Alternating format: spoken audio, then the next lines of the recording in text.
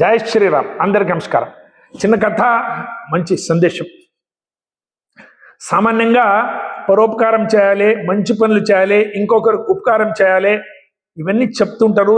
టీవీలలో చూస్తుంటాము, వాట్సాప్లో వస్తాయి, మాలాంటి కథలు చెప్తారు, ఏదేదో చెప్తుంటారు. దాన్ని యాజ్ ఇట్ ఈగా తీసుకోవద్దు. దీంట్లో కొద్దిగా మార్పు ఉండాలి. అందరికీ ఉపకారం చేయొద్దు, అందరికీ మంచి పనులు చేయొద్దు. మన శాస్త్రాలు కూడా ఏం చెప్తారు? సత్పాత్రనికి దానం, సత్పాత్రునికి దానం చేయి. ఎవరికంటే వాళ్ళకి ఇష్టమైతే తాగబోతుకి వానికి వీనికి పైసలు ఇవ్వద్దు. ఎక్కడంటే అక్కడ సిగ్నేచర్లు పెట్టొద్దు, విట్నెస్ సిగ్నేచర్లు పెట్టొద్దు. నీ ఇల్లు పోతుంది, నీవు విడిపోతావు. చాలా డేంజర్ ఉంది. సమాజం అంతా చాలా దుర్మార్గులు తయారైపోతున్నారు. ఈ కలియుగంలో ఈ పరిస్థితి ఇంకా ఎక్కువ పెరుగుతుంది. జాగ్రత్త. ఒకరోజు దానికి ఉదాహరణగా చిన్న 2 కథలు. ఈ కథలు వెనుక ఉన్న సారాంశం చూడాలంటే కథల్ని యాజ్ ఇట్ ఈజ్ చూడొద్దండి దయచేసి. ఒక ఆయన అడవిలో నడుస్తూ వస్తూ ఉంటారు. ఒక దగ్గర చెట్టుకి ఒక చిరుత ఇరకపడింది. అంత బళ్ళి, అదంతా తిరిగి ఎక్కడెక్కడ తిరిగిందో అవన్నీ చుట్టుకుని ఆ చెట్టు కట్టేసినట్టు అయ్యి కాళ్ళు చేతులు అన్నీ ఆ దీంట్లో బళ్ళి అంటారు కదా, అది దాంట్లో ఇరకపడ్డది. అప్పుడు ఆ చిరుత ఆ మనిషిని చూసి చెప్తుంది, నాయన నేను 2 రోజులు ఆహారం లేదు, నీళ్ళు లేదు, నన్ను ఇడిపి ఇరకపడ్డా దీంట్లో, ఇవన్నీ కట్ చేయి బళ్ళి అని, నన్ను బయటికి వస్తే నీకు ఏమైనా ఉపకారం చేస్తాను ఆయన, నేనేం చేయను నేను.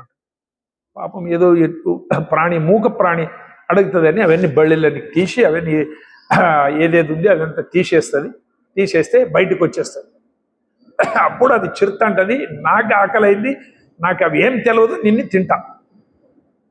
అయ్యా నిన్ను ఇప్పుడే విడిపించినా, నీ ప్రాణం పోతుండే, అలాంటిది నేను బయటికి తీసినా, నేను ఉపకారం చేసినా, నన్నే తింటానంటావు కదయ్యా, అవన్నీ తెలియదయా, నాకు ఆకలైంది తింటా, మా స్వభావం ఇంతే.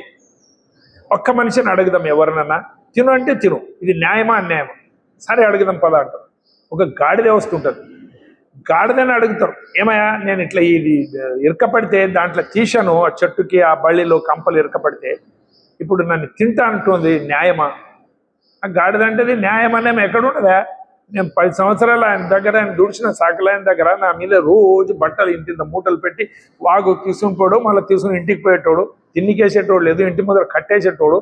ఆ పరిస్థితి ఇప్పుడు కాళ్ళ శక్తి లేదంటే ఇడిచిపెట్టి సావమన్నాడు. ఎక్కడో న్యాయం ఎక్కడో, ధర్మం ఎక్కడో. కొందరు చెప్తుంటారు, మేము ఎవరైనా ఏమైనా అడగని పోతే ఆ ధర్మం లేదు, న్యాయం లేదా, అంత లంగాలు ఉండరు, అట్లా ఇట్లా అని చెప్పి ఆ మాదిరిగా చెప్తుంది. అప్పుడు చిరుత అంటది, చూడు నేను తింటా, వద్దు నాయన ఇంకొకసారి కొద్దిగా ఎవరైనా అడగదు. మళ్ళీ ముందర పోతారు, ఒక ఎద్దు వస్తుంది, ఎద్దును అడుగుతారు. ఎద్దు కూడా అదే మాట్లాడుతుంది, నేను కూడా గానిగింట్లో నూనెలు తీసాను 10-12 సంవత్సరాలు, ఇప్పుడు నా కాళ్ళ శక్తి లేదని ఇడిచిపెట్టాడు. ఏడ ఉండదు, ధర్మం ఏడ ఉండదు, న్యాయం ఏడ ఉండదు, అంతే లంగలు ఉండరు అని అది కూడా అంటే.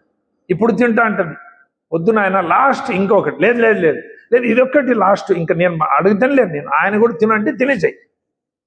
మళ్ళీ ముందర పోతే ఒక సాధు వస్తుంటాడు, సత్పురుషుడు, ఆయనకు అడుగుతారు, ఇట్లా అయిందని. ఆయన అంటే నాకేం తెలుస్తలేదా, మీరు ఏమంటున్నారో ఏమో, ఏమైంది నిజంగా చెప్పు. లేదు ఇక్కడ చెట్టు దగ్గర పోదాం పద, చెట్టు దగ్గర పోతాం. ఎట్లా ఇరకపడిండే, ఇక ఇట్లా కట్టు, దాన్ని అంత బాగా కట్టాడు, కట్టితే నాకు తెలుస్తుంది, లేకుంటే న్యాయం ఎట్లా చెప్పనికి వస్తుంది.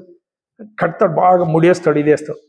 అప్పుడు ఏమైంది అంటే, నాకు తెలిసింది ఏం చెప్పేది వద్దు, ఆ దుర్మార్గం నీవు చేసినావు కదా, అట్లే ఉన్నాను, అట్లే సాయనని వచ్చేస్తారు ఇద్దరు. అది అరుస్తుంది, అయా తీ నేను తింటలేనని, ఏమొద్దు ఉండి సాయి కొడుకు అట్లే సాయం. అది బుద్ధి నుంచి ఆయన తెలుసుకుని, ఆయన సంతుడు, ఆయన ఉపకారం చేసిన వానికి ఈ మాదిరిగా చేయాలి, దుర్మార్గుడని వాడిని ఇచ్చేస్తాం. అది మేము కూడా జ్ఞాపకం పెట్టుకోవాలి జీవితంలో. ఇంకో చిన్న ఒక కథ వస్తుంది. ఒక వ్యాపారస్తుడు చాలా లోభి, ఏమన్నా నాకే కావాలి అన్నట్టు ఒక 2-3 సంచులు పట్టుకొని షాప్ బంద్ చేసి పోతుంటాడు భోజనానికి. ఒక సంచి కింద పడిపోతుంది, దాంట్లో 35 సువర్ణ నాణ్యాలు ఉంటుంది. ఆ నాణ్యం కింద పడిపోతుంది. ఇంటికి పోయి చూస్తే సంచి లేదు. అరే తోవల పడిందని ఉరుక్కుంటూ వస్తాడు. కాబరే అందరికి అడుగుతాడు, ఇక్కడ ఏం సంచి పడింది అని, అది ఎవరు లేదా చూడలేదంటారు. ఒక చిన్న పిల్ల ఊరుకుంటూ వస్తుంది ఆ ఇంటి నుంచి, ఎదురు ఇంటి నుంచి. తాత ఏం పొందుతుంది, నాకు సంచి పోయిందమ్మా, గిదేనా చూడంటే, ఇదే సంచి అంట. డబ్బులు చేసి ఎంచుకుంటాడు, 35 ఉంటాడు నాణ్యాలు, పెట్టింది 35, నాణ్యాలు 35 ఉండే మంచిగా.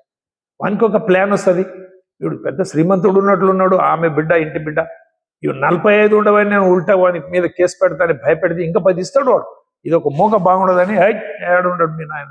పోతారు ఇంటికి, ఏమయ్యా నీ బిడ్డకి సంచి దొరికితే 35 నాణ్యాలు ఇస్తుండేది, 45 ఉండేది దాంట్లో అంటే, లేదయా మా పిల్ల అట్లాంటి ఇస్తేనే లేకుండే కదా ఇచ్చింది, మీరు అట్లా అపవాదం చెప్పొద్దు.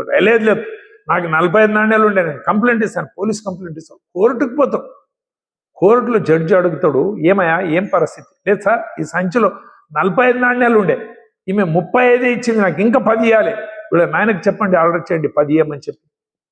ఆయన అంటాడు, లేదు సార్ మా దగ్గర ఏం దొంగలించే వాళ్ళం కాదు, మేము పుణ్యంగా ఇచ్చినాం, లేకుంటే ఇవ్వకుంటే కూడా ఏం చేస్తుండే, ఏదో ధర్మం అని ఇస్తే ఇట్లా మా మీద నింద మోపుతున్నాడు. జడ్జి ఇవన్నీ చూస్తాడు, వీడు చాలబాజీ ఉన్నాడు అని తెలిసిపోతుంది. అప్పుడు అంటాడు, అయ్యా ఒక పని చెయ్యి, నీవు నాణ్యాలు ఎన్ని ఉండే నీ సంచిలో? 45 ఉండే. సరే 45 కరెక్ట్ కదా? అవును 45 ఉండే. ఇది ఎంత ఉండవు దాంట్లో? 35 ఉండదు. ఆ పిల్లకి ఇచ్చేసేయి. ఆ పిల్లకి ఇస్తాడు. అమ్మా ఇది తీసుకుని ఇంటికి పో, నీకు 35 నాణ్యాలు పోగొట్టుకున్నాడు ఎవరైనా వచ్చి అడిగితే అవి ఇచ్చేసేయి. ఇక పోలీసు వాళ్ళకి చెప్తాడు, ఈయన కంప్లైంట్ రాసుకోండి, ఈయన 45 నాణ్యాలు సంచిపోయిందంట, ఎక్కడ 45 నాణ్యాల సంచి దొరికితే వీనికి తెచ్చేయండి. ఓ గాబరైతాడు, లేదు సార్ అదే రాయితే ఉండదు. ఇప్పుడు కాదు, నేను రాసేసిన జడ్జిమెంట్ రాసేసిన, ఇప్పుడు ఏం చేయనికి రాదు, నీకు ఇస్తారు, పోలీసు వాళ్ళు అడుగుతారు, దొరుకుతుంది, నీది ఎక్కడ పోతలేదు, 45 సువర్ణ నాణ్యాలు కదా, అది దొరికితే ఈయనకి ఇచ్చేసేయండి. సరే సార్ అంటారు. వీడు అంటాడు, ఇదేమో ఉండింది పాయ, నేను ఏదో 10 వస్తువులు ఇచ్చేసి ఉండిందే పాయ అని అవి 35 ఇచ్చేస్తాడంట.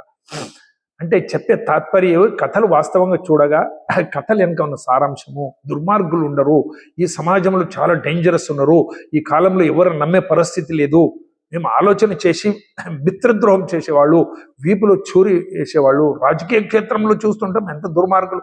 మొన్న ఎలక్షన్లో చూసాం, ఎక్కడెక్కడ పైసలు తింటారు, ఇక్కడ తింటారు, అక్కడ తింటారు, వాళ్ళ దగ్గర తింటారు, ఓటు ఎవరికి వేస్తారు, ఇవేవో చూస్తుంటాం. ఇవన్నీ సమాజం పరిస్థితి చూస్తే భీకరంగా ఉంటుంది. అయ్యో దుర్మార్గులు, ఇవన్నీ కథలు గీతలు పనికిరావు సార్, అంతా లగకూడదు, ఊరి నుండి అదే మంది ఉండరు. నేను అనే ఎలక్షన్లో మన చూసిన ఎన్నో మంది అనుభవాలు ఉండవి. కాబట్టి జాగ్రత్తగా ఉండాలి. లర్న్ టు సై నో, లేదు నా దగ్గర లేదు, క్షమించండి, నేను రాను, నా చేత కాదు, నేను సిగ్నేచర్ పెట్టాను అనే అలవాట్లు వేసుకోండి. చూసి నిజంగా ఉంటే చేయండి, సత్పాత్రుడు ఉంటే దానం చేయండి, మంచివాడు ఉంటే సాయం చేయండి. కొద్దిగా మీ బుద్ధి ఆలోచించి వీడు దుర్మార్గుడా, వీడు మంచిగా చెడా అనేది కొద్దిగా జడ్జిమెంట్ చేసే ఒక శక్తిని పెంచుకోండి, అప్పుడే చేయండి. మోసపోతాం, మేము కూడా మోసపోతాం, అందరికి ఏదేదో అనుకుంటాం, మేము కూడా మస్తు గద్దలు చెప్తాం, నేను కూడా చాలా దగ్గర మోసపోయినా, ఇది ఉంటుంది. మోసపోయిన తర్వాత మళ్ళీ మోసపోవద్దు. పగులు పడిన గుంతలు, రాత్రి పడిన గుంటలు మళ్ళీ పగులు కూడా పడొద్దు అంటారు కదా, అట్లా జాగ్రత్తగా ఉండాలి. భారత్ మాతకి జై. అందరికి నమస్కారం.